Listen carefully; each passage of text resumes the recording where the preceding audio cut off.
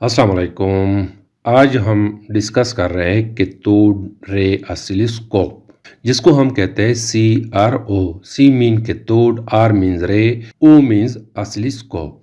आज के लेक्चर में हम सबसे पहले CRO की कंस्ट्रक्शन के हवाले से डिस्कशन करेंगे, फिर उसके बाद हम एनिमेशंस के थ्रू इसको एक्सप्लेन करेंगे।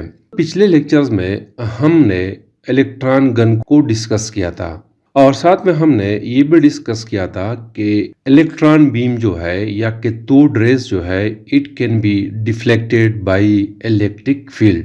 मतलब ये है कि कैथोड रेज जो है ये इलेक्ट्रिक फील्ड की वजह से डिफ्लेक्ट होते हैं।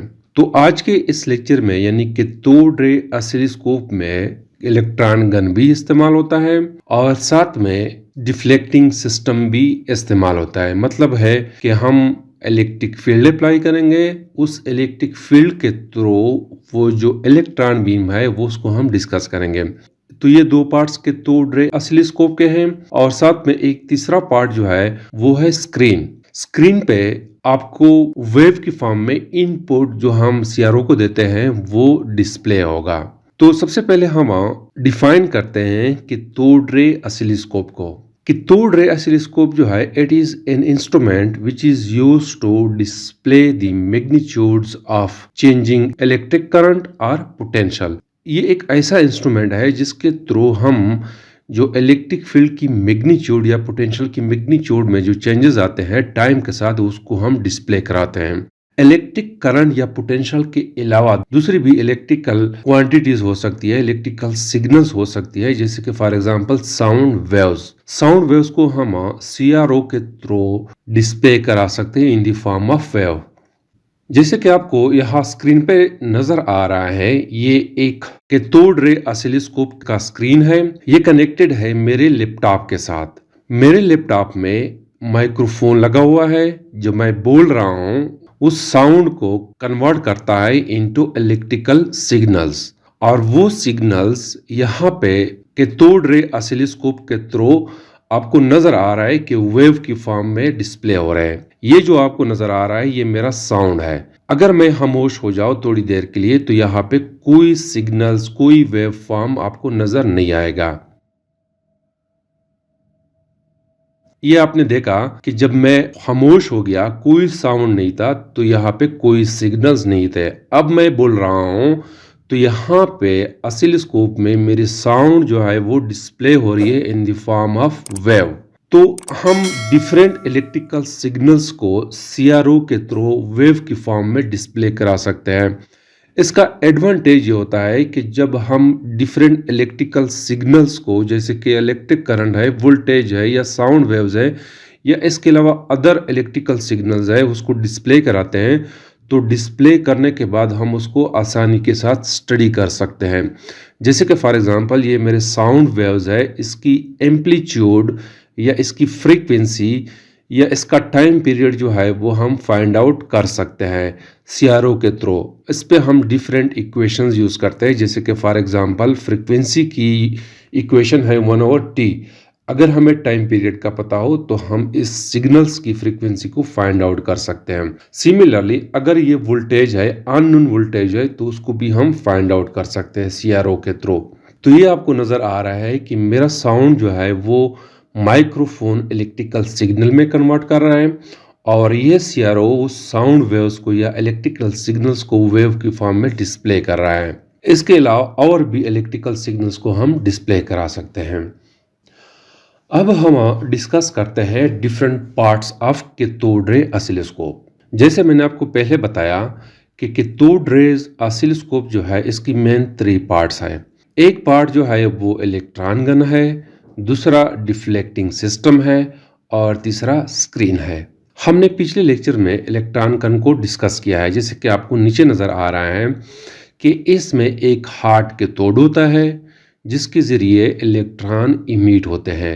इसमें एक फिलामेंट लगा हुआ है जिसको हम 6.3 वोल्ट की बैटरी के साथ कनेक्ट करते हैं, जिसकी वजह से ये गर्म हो जाता है। तो ये कैथोड रेज जो है ये गर्म होता है, जिसकी वजह से इलेक्ट्रॉन की इमिशन होती है, जिसको हम कहते हैं थर्मियोनिक इमिशन। जब यहाँ से इलेक्ट्रॉन इमिट होते हैं तो वो पास होता है थ्रू दिस कंट्रोल ग्रिड। ये क्या करता है कि ये जैसे हमने पढ़ा है कि ये नेगेटिव बायस है, मतलब है कि यहाँ पे हम नेगेटिव चार्जेस की अमाउंट को इंक्रीज या कम करवा सकते हैं। अगर हमें ज्यादा अमाउंट में इलेक्ट्रॉन चाहिए, जिसको हम कहते हैं इलेक्ट्रॉन बीम या कैथोड रेज, तो हम यहाँ पे नंबर ऑफ इलेक्ट्रॉन्स को कम कराते हैं। तो इसमें से नेगेटिव इलेक्ट्रॉन चूंकि कैथोड रेज है तो वो ज्यादा अमाउंट में पास होती है। जब इस कंट्रोल ग्रिड से इलेक्ट्रॉन बीम पास होता है तो वो एक्सेलरेट होता है बाय दिस एनोड। इसको हम कहते हैं एक्सेलरेटिंग एनोड। चूंकि इलेक्ट्रॉन बीम पे नेगेटिव चार्जेस होते हैं और यहाँ पे पॉजिटिव चार्जेस होते हैं तो उसके दरमियान अट्रैक्शन होती है, तो यहाँ से पास होने वाली इलेक्ट्रॉन बीम एक्सेलरेट होती है। उस एक्सेलरेटेड बीम को कंट्रोल करने के लिए, फोकस करने के लिए हम ये फोकसिंग एनोड इस्तेमाल करते हैं, जिसकी वजह से यहाँ पे जितनी भी इलेक्ट्रॉन बीम्स आते हैं उसको एक खास पॉइंट पे हम फिक्स करते हैं। तो ये काम है इलेक्ट्रॉन गन का। इसके अलावा डिफ्लेक्टिंग सिस्टम है। ये जो आपको नजर आ रहा है, यहाँ से इलेक्ट्रिक फील्ड हम जनरेट करते हैं और ये वर्टिकल प्लेट्स है। इसमें से जो इलेक्ट्रॉन बीम पास होती है वो डिफ्लेक्ट होती है वर्टिकली। और साथ में मैं आपको ये बताता चलो कि इनपुट सिग्नल्स जो है, जैसे कि साउंड वेव्स है, वो इसके साथ हम कनेक्ट करते हैं। इनपुट सिग्नल्स हम यहाँ पे देते हैं और ये वाई प्लेट्स जो है या वर्टिकल प्लेट्स जो है ये इलेक्ट्रॉन बीम को डिफ्लेक्ट करता है वर्टिकली। और साथ में ये डिफ्लेक्टिंग सिस्टम है जो कि इलेक्ट्रॉन बीम को हॉरिजॉन्टली डिफ्लेक्ट करता है। इसके थ्रू हम वर्टिकल डिफ्लेक्शन होती है, इसके थ्रू हॉरिजॉन्टल डिफ्लेक्शन होती है। तो वर्टिकल और हॉरिजॉन्टल डिफ्लेक्शन जब आपस में मिलते हैं तो यहाँ पे स्क्रीन पे हमें वेव फॉर्म इस तरह नजर आता है, जिसको मैं आपको दिखाने वाला हूँ एनिमेशन में। दूसरी बात ये नोट कर ले कि ये जो प्लेट्स लगे हुए हैं जिसके इलेक्ट्रॉन बीम को हॉरिजॉन्टली डिफ्लेक्ट करता है, इसको हम कनेक्ट करते हैं सॉटूथ वोल्टेज के साथ। सॉटूथ वोल्टेज आपको नजर आ रहा है, वोल्टेज है जो अचानक इंक्रीज होता है और फौरन नीचे डिक्रीज होता है, जीरो पे आ जाता है। इसकी मदद से हम इलेक्ट्रॉन बीम को हॉरिजॉन्टली डिफ्लेक्ट कराते हैं। तीसरी बात ये नोट करें कि यहाँ पे स्क्रीन पे जो वेव फॉर्म बनता है उसकी इंटेंसिटी को कम ज्यादा करने के लिए ये इलेक्ट्रॉन गन इस्तेमाल होता है। अगर हमें ज्यादा इंटेंसिटी में चाहिए, यानी ब्राइटनेस अगर हमें ज्यादा चाहिए, तो हम यहाँ पे इलेक्ट्रॉन गन से जो बीम आता है उसकी इंटेंसिटी हम इंक्रीज कराते हैं। तीसरी बात यह है कि ये जो सिग्नल्स इस स्क्रीन पे पड़ती है तो कैसे वो ब्राइटनेस शो करता है। तो इसके लिए हम एक फिनोमेना यूज करते हैं, एक्साइटेशन एंड डी एक्साइटेशन। चूंकि ये स्क्रीन जो है ये बना है फास्फोरस से। फास्फोरस जो है इसके एटम्स को जब हम एनर्जी देते हैं तो उसमें इलेक्ट्रॉन्स की एक्साइटेशन और डी एक्साइटेशन होती है। जब किसी इलेक्ट्रॉन को लोअर ऑर्बिट में एनर्जी मिलती है तो वो एक्साइट हो जाता है, मतलब है कि उसकी एनर्जी इंक्रीज होती है तो वो लोअर ऑर्बिट से हायर ऑर्बिट में चला जाता है। लेकिन ये इलेक्ट्रॉन जो हायर ऑर्बिट में चला जाता है ये ज्यादा देर तक स्टे नहीं कर सकता, तो ये वापस अपनी ओरिजिनल जो उसका ऑर्बिट है वहां पे आ जाता है और एक्स्ट्रा एनर्जी जो उसको मिलती है वो इमिट करता है। वो एक्स्ट्रा एनर्जी जो वो इमिट करता है उसके थ्रू हमें सिग्नल्स नजर आते हैं, ब्राइटनेस हमें शो होती है।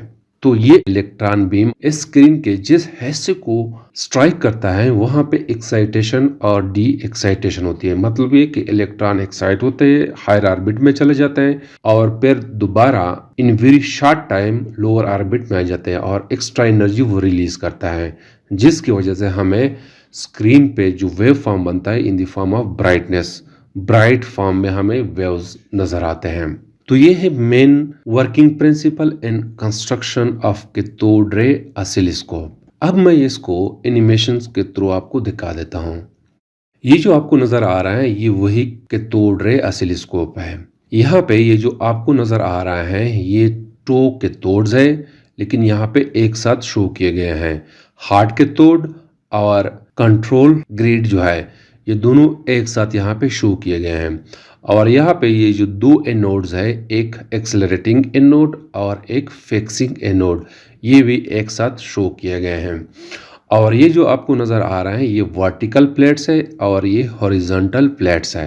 और ये जो आपको नज़र आ रहा है ये वही इनपुट सिग्नल्स है, जैसे कि मैंने आपको पहले शो कराया। जब मैं बोल रहा था तो वो वाई प्लेट्स के साथ कनेक्टेड था, मतलब है कि माइक्रोफोन जो है वो वाई प्लेट्स के साथ कनेक्टेड था, तो उसकी वजह से हमें स्क्रीन पे इस तरह की वेवफॉर्म नज़र आ रहा था।